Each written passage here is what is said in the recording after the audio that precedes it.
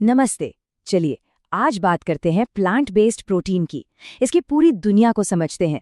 और देखिए, ये सिर्फ खाने के बारे में नहीं है, बल्कि इस बात पर है कि हम अपने खाने को, उसमें मौजूद न्यूट्रिशन को देखते कैसे हैं। तो अगर आप भी ज्यादा प्लांट बेस्ड खाने के बारे में सोच रहे हैं तो एक सवाल जरूर दिमाग में आता होगा, प्रोटीन कहाँ से मिलेगा, है ना? ये बहुत ही आम सवाल है। जैसे ही कोई वेजिटेरियन खाने की बात करता है, सबसे पहले प्रोटीन की ही चिंता होती है। पर क्या असली चुनौती यही है? असल में असली चैलेंज सिर्फ प्रोटीन ढूंढना नहीं है। असली चैलेंज है इस भ्रामक न्यूट्रिशनल डेटा के जंगल में उसे ठीक से समझना। मतलब प्रॉब्लम जानकारी की कमी नहीं है, बल्कि जिस तरह से वो हमें दिखाई जाती है वो है। अक्सर ये न्यूट्रिशन लेबल और चार्ट इतने कंफ्यूजिंग होते हैं कि सही फैसला लेना नामुमकिन सा लगता है। तो आज के हमारे इस सफर में हम यही देखेंगे कि क्या खाना है, और उससे भी जरूरी जानकारी को बेहतर तरीके से समझना कैसे है। हम कुछ बहुत ही आसान नियमों से शुरुआत करेंगे और फिर उन्हें 3 बहुत ही पॉपुलर प्रोटीन सोर्सेस पर अप्लाई करके देखेंगे। ठीक है, तो चलिए शुरू करते हैं। देखिए, खाने की चीज़ों पर बात करने से पहले ये समझना बहुत ज़रूरी है कि हम इन्फॉर्मेशन को देखते कैसे हैं, क्योंकि जिस तरह से डेटा हमारे सामने रखा जाता है वो उतना ही ज़रूरी है जितना कि खुद डेटा। तो पहला नियम, डेटा को हमेशा एक लॉजिकल ऑर्डर में रखें। अब जरा बाईं तरफ देखिए, ये क्या है? एक बिखरा हुआ सा कंफ्यूजन। दिमाग को यह समझने में बहुत मेहनत करनी पड़ती है कि आखिर जरूरी क्या है। लेकिन अब दाईं तरफ देखिए, जब डेटा को छोटे से बड़े के क्रम में लगाया गया तो मैसेज तुरंत साफ हो जाता है, बिल्कुल क्लियर। नियम नंबर 2, रंगों का इस्तेमाल बहुत समझदारी से करें। बाईं ओर देखिए, इतने सारे रंग शायद देखने में अच्छे लगें, पर असल में ये ध्यान भटकाने का काम करते हैं। वहीं दाईं ओर एक बहुत ही सिंपल और लिमिटेड कलर पैलेट का इस्तेमाल हुआ है। ये साफ है, प्रोफेशनल लगता है, और सबसे जरूरी, ये डेटा को खुद बोलने का मौका देता है। और तीसरा और शायद सबसे जरूरी नियम, चीजों को सिंपल रखें। एक अच्छे डिजाइन का मकसद ही यही होता है कि जो गैर जरूरी चीजें हैं उन्हें हटा दिया जाए, जैसे कि ये भारी भरकम लाइनें, 3D इफेक्ट्स या फालतू की सजावट, ताकि जो चीज सबसे ज्यादा मायने रखती है, यानी हमारा डेटा, वो उभर कर सामने आ सके। अच्छा, तो अब जब हमने नियम समझ लिए हैं, तो चलिए इन्हें असल दुनिया में इस्तेमाल करके देखते हैं। हमारी पहली केस स्टडी है सबका पसंदीदा और बहुत ही स्वादिष्ट चना।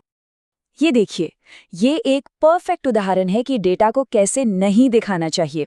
इतने सारे टुकड़े, ऐसे लेबल्स जिन्हें पढ़ना ही मुश्किल है, बिखरे हुए रंग, ये जानकारी देने से ज्यादा तो सिर दर्द देता है। सच कहूं तो इससे कोई काम की बात निकालना लगभग नामुमकिन है। तो चलिए इस सारे कंफ्यूजन को हटाते हैं और देखते हैं कि जब हम अपने डेटा के नियमों को यहाँ लागू करते हैं तो क्या होता है। और ये देखिए, क्या शानदार तरीके से ये सामने आता है। 1 कप पके हुए चने में पूरे 14.5 ग्राम प्रोटीन।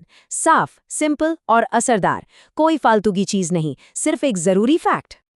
लेकिन सवाल ये है कि ये नंबर बाकी चीजों के मुकाबले कैसा है। तो आइए प्रति 100 ग्राम पर एक नजर डालते हैं। चना आता है करीबन 8.9 ग्राम पर।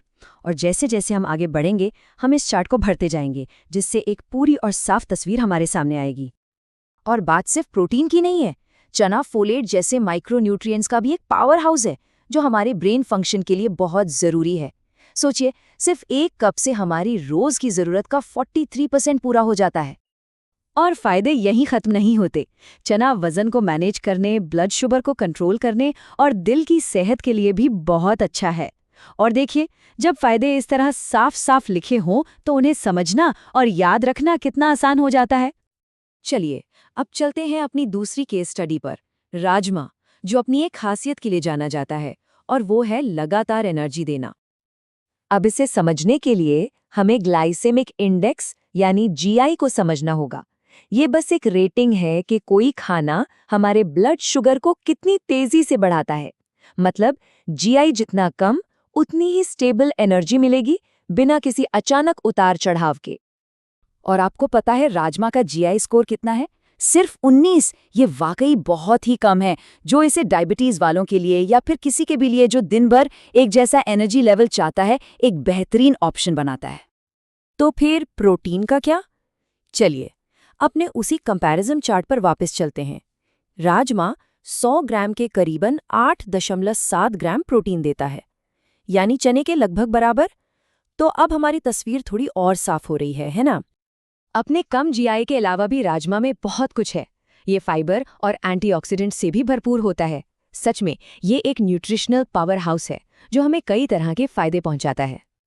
और अब बारी है हमारी आखिरी केस स्टडी की। ये उत्तर भारत में एक बहुत ही पॉपुलर मॉक मीट है, सोया चाप। और यहाँ एक मजेदार बात है, इसके नाम में सोया जरूर है, लेकिन सोला चाप असल में ज्यादातर सोया से नहीं बनता। इसका जो मेन इंग्रेडिएंट है वो है गेहूं का ग्लूटेन, जिसे सीतान भी कहते हैं। और यही वो चीज़ है जो इससे इसका खास मीट जैसा टेक्सचर देती है। और इसके हाई प्रोटीन का राज भी यही है। तो चलिए अब अपने चार्ट को पूरा करते हैं। सोया चाप में प्रति 100 ग्राम होता है करीबन 20 ग्राम प्रोटीन।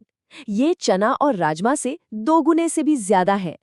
अब देखिए इस साफ सुथरे एक ऑर्डर में लगे चार्ट को। प्रोटीन की पूरी कहानी अब बिल्कुल साफ है, कोई कंफ्यूजन नहीं। तो इन सभी उदाहरणों से हमने क्या सीखा?